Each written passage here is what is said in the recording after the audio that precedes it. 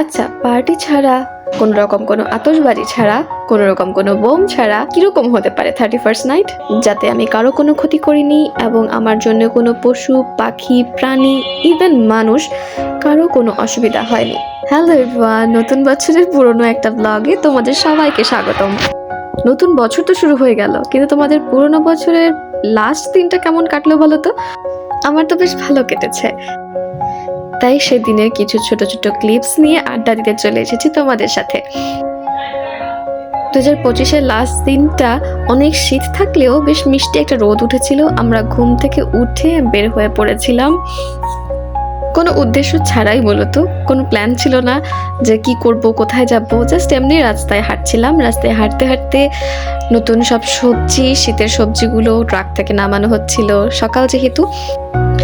তারপর আমরা অনেকক্ষণ দাঁড়িয়ে দাঁড়িয়ে হেঁটে হেঁটে নতুন নতুন ফুলগুলো দেখছিলাম। সকালের সুন্দর ফুলগুলো পাইকারি বাজারে বিক্রি করা হচ্ছিল এবং সবাই বেশ জড়ো হয়ে ফুল কিনছিল। অনেকে দোকানের জন্যে, অনেকে পুজোর জন্যে, অনেকে বাড়ির বিয়ের অনুষ্ঠানের জন্য। যেহেতু এখন শীতকাল, অকেশন তো লেগেই আছে, আর বছরের শেষ দিন বলে কথা, তাই না? তাই আমিও আর দেরি করিনি, আমিও কিছু ফুল কিনেছিলাম। ফুল কেনা শেষ করে দেখছিলাম আশেপাশের সব দোকানগুলোতে কে কে কি বিক্রি করছে, কারা কি কিনছে, সেগুলো দেখতে দেখতে হাঁটছিলাম আর কিছু সবজিও কিনছিলাম। তারপর হঠাৎই চোখে পড়লো একটা কিউট জিনিস, সেটা হচ্ছে কোয়েল পাখির ডিম। দেখো, তারপর আমরা কোয়েল পাখির ডিম নিয়ে আবারও হাঁটতে থাকলাম।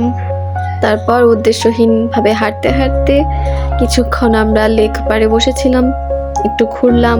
অনেকে ব্যায়াম করছিল, সকালের সুন্দর হাওয়াটা নিলাম।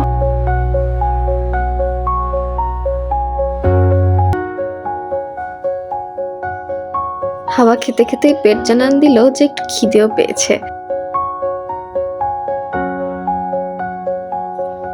এই শীতে তারপর কনকনে ঠান্ডা, কাঁপতে কাঁপতে চলে গেলাম নাস্তা করতে। নাস্তায় ছিল রুটি, ডাল, সবজি, লেবু, কাঁচামরিচ আর 1 কাপ গরম গরম চা।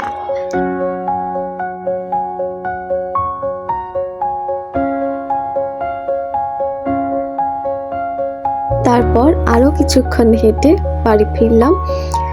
বাড়ি ফেরার পর বিকেলের দিকে বের হয়েছিলাম আমরা 31st নাইটের জন্য একটা কেক কিনতে।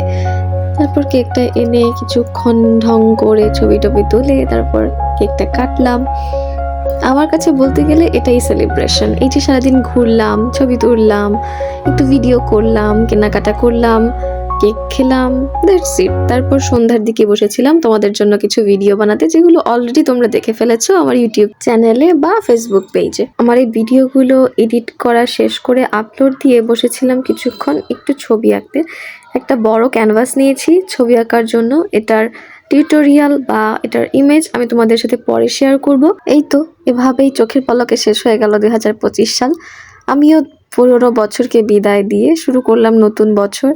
তোমাদের পুরনো বছর কেমন কাটলো আর নতুন বছরের শুরুটা কেমন কাটছে সেটা কিন্তু কমেন্ট বক্সে জানাতে ভুলো না। আড্ডা মারবো আবার নতুন কোনো ভিডিওতে। টাটা।